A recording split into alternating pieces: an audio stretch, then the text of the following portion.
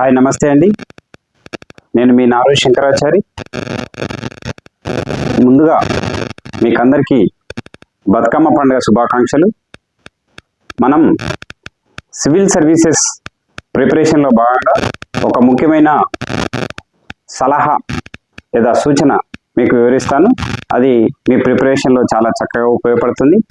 అదేమిటంటే ముఖ్యంగా triple P ఫార్ములాని మనం మన ప్రిపరేషన్కి స్టెప్ బై స్టెప్గా వాడుకున్నట్టయితే, మొదటి పి మనకు ప్రిపరేషన్ గురించి వివరంగా చెప్తుంది. ప్రిపరేషన్ని కనుక మనం ఏ విధంగా స్టార్ట్ చేయాలి అని అంటే, ముఖ్యంగా సిలబస్ కాపీని మీరు దగ్గర పెట్టుకొని అందులో ఉండేటటువంటి ప్రతి line to line, headings, sub headings అన్నీ 100% మీరు దాన్ని గుర్తుంచుకోవాల్సినటువంటి అవసరం ఉంటుంది.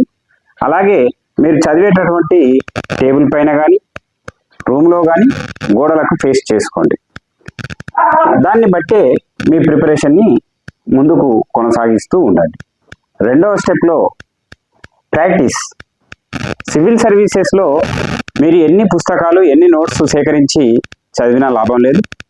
మనం రేపు మెయిన్ ఎగ్జామ్లో కావచ్చు, ప్రిలిమినరీ ఎగ్జామ్లో కావచ్చు, సమయాన్ని తర్వాత మన యొక్క ప్రెజెంటేషన్ని కరెక్ట్గా చూపించుకోవాల్సినటువంటి అవసరం ఉంటుంది. కాబట్టి మీరు ఈ ప్రాక్టీస్ కోసం ప్రముఖ కోచింగ్ సెంటర్లు నిర్వహించేటటువంటి మాక్ టెస్ట్ సిరీస్ ప్రోగ్రామ్కి అటెండ్ కావాలి.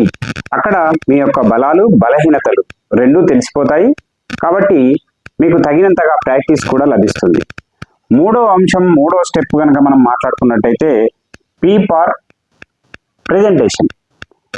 చక్కటి ప్రెజెంటేషన్ని ఎవరైతే ఎగ్జామ్లో అందిస్తారో లేదా చేయగలుగుతారో వారికే అత్యధిక మార్కులు ఎగ్జామినర్ ఇచ్చే అవకాశం ఉంది. కాబట్టి మీరు మెయిన్ ఎగ్జామినేషన్కి తప్పకుండా మీ హ్యాండ్ రైటింగ్ కావచ్చు, తర్వాత వర్డ్స్ లిమిట్ కావచ్చు, తర్వాత టైం కావచ్చు, ఇవన్నిటినీ మీరు అక్కడ ప్రెజెంట్ చేయాల్సినటువంటి అవసరం ఉంటుంది. కాబట్టి మీరు మెయిన్స్ ఎగ్జామ్స్కి ముందు తగినన్ని ప్రాక్టీస్ టెస్టులు రాయండి. అప్పుడు మీకు సీనియర్ మెంటర్స్ లేదా టాపర్స్ లేదా ఇంతకు ముందే సక్సెస్ సాధించినటువంటి మన మిత్రులు ఎవరైనా ఉంటే వారి ద్వారా మీరు వాటిని కరెక్షన్ చేయించుకొని మీ యొక్క తప్పు ఒప్పులను మీరు తెలుసుకొని చక్కటి ప్రెజెంటేషన్ ఎలా చేయాలి అనే దాని మీద మీకు తగిన విధంగా ఎక్సర్సైజ్ చేసినట్లయితే మీకు అత్యధిక స్కోర్ లభించి టాప్ సర్వీస్ వచ్చే అవకాశం ఉంది. Thank you my dear friends.